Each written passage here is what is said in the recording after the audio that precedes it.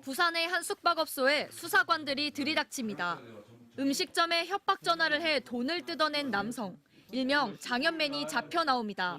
2월 15일 날 전주에 있는 저기 식당에 전화해가지고 변호인 선임할 수 있고 변명의 기회가 있고. 이 남성은 전국 음식점 3,000곳에 무작위로 전화를 걸었습니다. 그러면서 식당에서 밥을 먹었는데 장염에 걸렸다고 협박하고 돈을 요구했습니다. 일행들 중에 그날 내 팀이 나눠서 식사하고 왔었는데 6사람이나 그 후에 보통은 샷살까지 하고 좀 고생을 했었네요. 그러셨어요? 죄송합니다.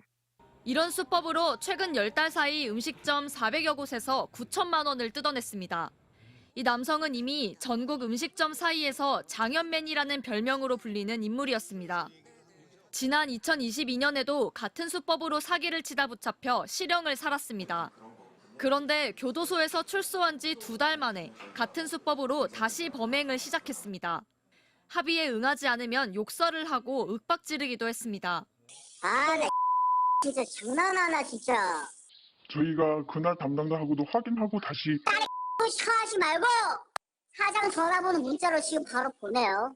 협박을 이기지 못한 음식점들은 10만 원에서 많게는 200만 원까지 돈을 보낸 것으로 조사됐습니다. 그렇고 겁이 나죠. 요즘엔 블로그나 이런 것들도 많으니까 당황해가지고 입금해줄 수밖에 없더라고요.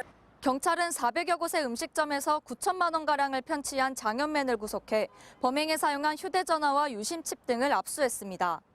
이 남성은 휴대전화를 계속 바꾸며 경찰의 추적을 피했는데 인터넷 자영업자 커뮤니티를 중심으로 피해 사례가 공유되면서 경찰에 덜미가 잡혔습니다. 보도를 접하고 인터넷을 검색해봤더니 전국에 다수의 피해자가 있는 것을 확인했습니다. 그 후 바로 수사를 시작해 피의자는 곧바로 특정했습니다.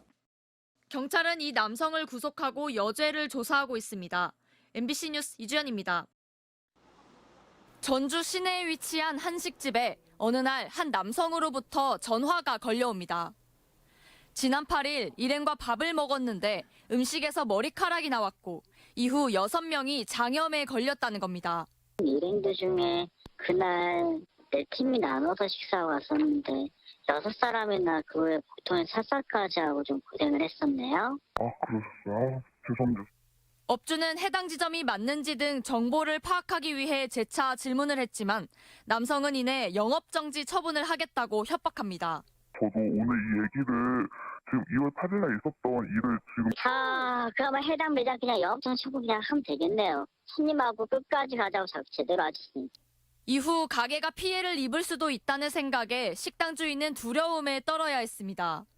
그냥 너무 걱정되고 놀랬죠. 사실이면 빨리 대처를 해드렸어야 했는데 이해가 안 가는 내용들이 너무 많았어요. 그런데 이미 4년 전에도 이런 일로 세상이 떠들썩해진 적이 있습니다. 일명 장현맨이라고 불린 인물이 2020년 5월부터 1년 반 동안 전국의 식당, 카페 등 수백 곳에 전화를 걸어 사기를 쳤기 때문입니다. 수사기관에 신고하겠다며 10만 원에서 100만 원까지 총 800여만 원을 뜯어내 1년간 징역을 살고 지난해 출소했는데 수법과 목소리가 비슷하다는 말이 돌고 있습니다. 이런 특징이 고소가 늦어지는 거예요. 그러니까 좀 적극적으로 정보 공유를 해가지고 이러이러한 유형의 사람이 있다 그러면 특징이 비슷하거든요. 정말 힘들지만 그래도 적극적으로 좀 스스로 챙길 필요가 있습니다. 장현맨이 활동을 재개한 것 아니냐, 모방범죄 아니냐는 소문이 무성한 가운데 자영업자 카페에서도 장염이 걸렸다는 전화를 받았다는 증언이 잇따르고 있습니다. MBC 뉴스 이주연입니다.